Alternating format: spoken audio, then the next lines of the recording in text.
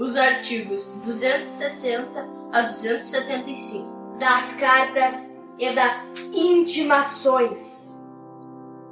Os artigos 260 a 268 dispõem sobre as cartas. Destacamos os seguintes pontos. As cartas são expedidas preferencialmente por meio eletrônico, com a assinatura eletrônica do juiz. As cartas têm caráter itinerante, podendo, pois, ser apresentadas a juízo diverso do indicado como destinatário. Incumbe à parte interessada depositar o valor das despesas correspondentes aos atos que devam ser praticados no juízo deprecado. O juízo deprecado somente pode recusar o cumprimento da carta se não estiver revestida dos requisitos legais, por incompetência absoluta dele próprio ou do juiz deprecante, se tiver dúvida sobre sua autenticidade. Se a incompetência for do juiz deprecado, pode ele próprio determinar a remessa da carta ao juiz ou ao tribunal competente.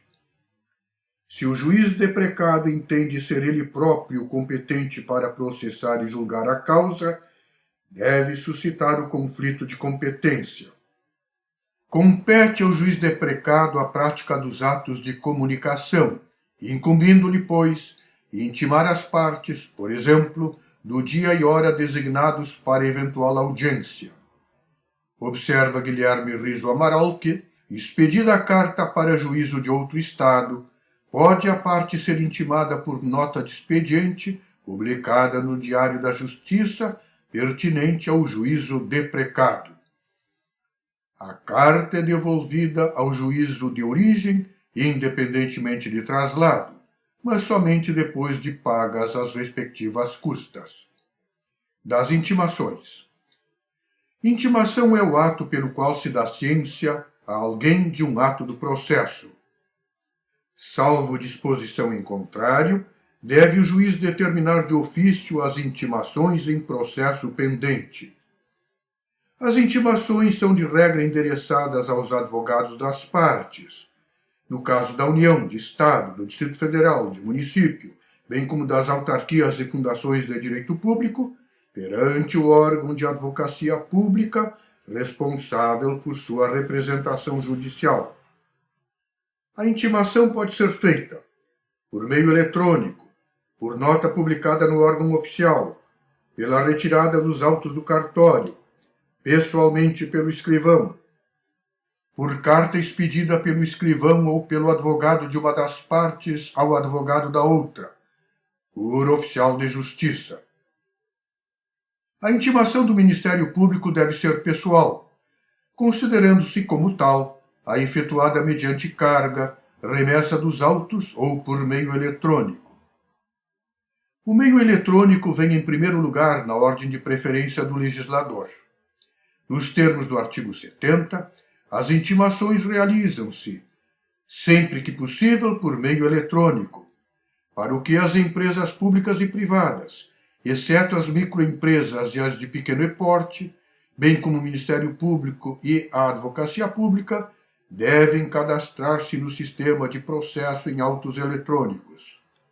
Vem, em segundo lugar, na ordem de preferência do legislador, a intimação por nota de expediente publicada no órgão oficial, exigindo-se a grafia por inteiro do nome da parte e de seu advogado, vedado o uso de abreviaturas.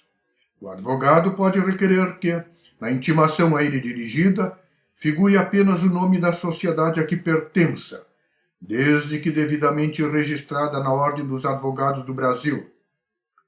Observa Guilherme Riso Amaral que o requerimento precisa ser formulado por advogado pessoalmente constituído. A procuração à sociedade, acrescida de prova de que o advogado a integra, não serve à comprovação de poderes para representar a parte. Produz o efeito de intimação a retirada dos autos do cartório ou da secretaria em carga por pessoa credenciada, a mera vista dos autos em cartório ou em secretaria, sem a aposição específica de ciência do advogado acerca da decisão, não resulta em sua intimação.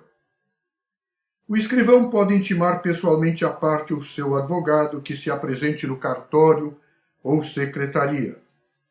Inviável a intimação por meio eletrônico e não havendo na localidade publicação em órgão oficial, cabe ao escrivão proceder à intimação por carta registrada, com aviso de recebimento, sendo válidas as enviadas para o endereço constante dos autos.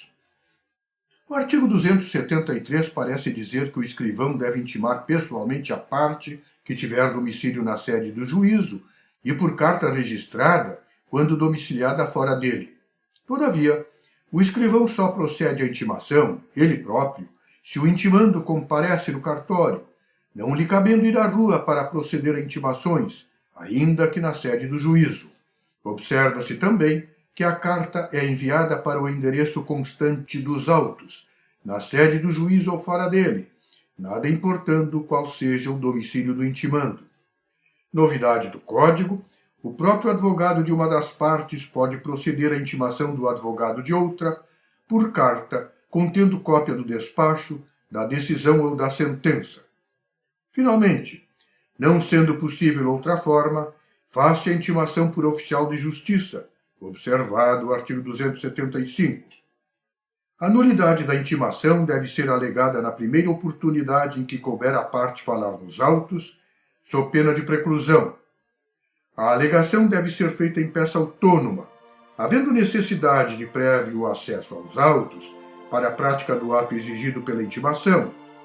Caso contrário, deve ser arguida como preliminar, apenas para que se reconheça a tempestividade do ato que se está a praticar.